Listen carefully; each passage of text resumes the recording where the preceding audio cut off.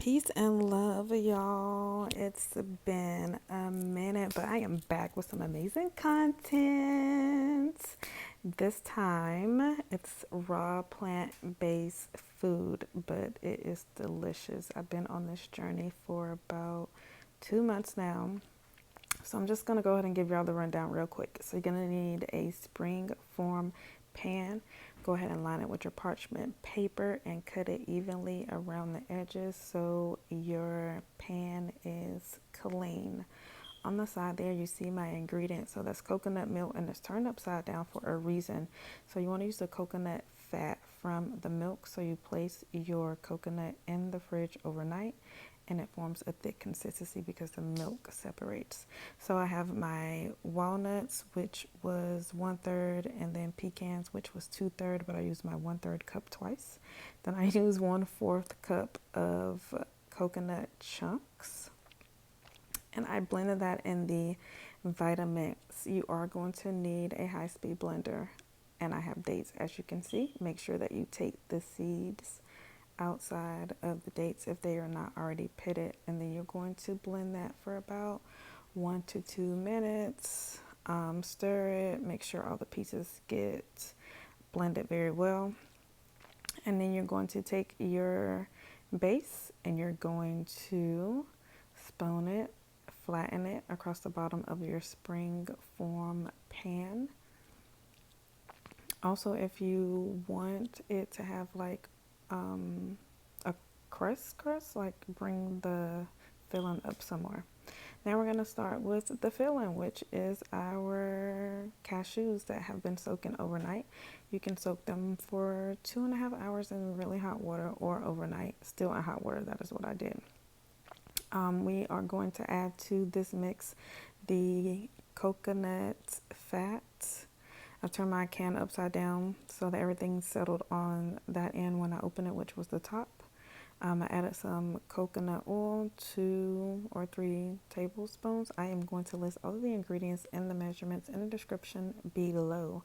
I also added some cardamom and some cinnamon and some lemon juice, a little bit of sea salt, that is optional, and I also added some nutmeg. You're going to blend this for about 2 to 3 minutes. I started with it on very, very high so that the cashews would blend. Oh, another tip, when I soaked the cashews, I added some sea salt to them to help break them down even more. If your mix is super, super thick, you are going to add coconut milk to loosen it up, or water if you prefer spring water. But I added coconut milk to mine. So you want it to be creamy like that. You see that? It looks amazing. Once you get the consistency that you're satisfied with and the flavors are to your liking, you're going to pour that on top of your base. And you're going to just spoon it in there.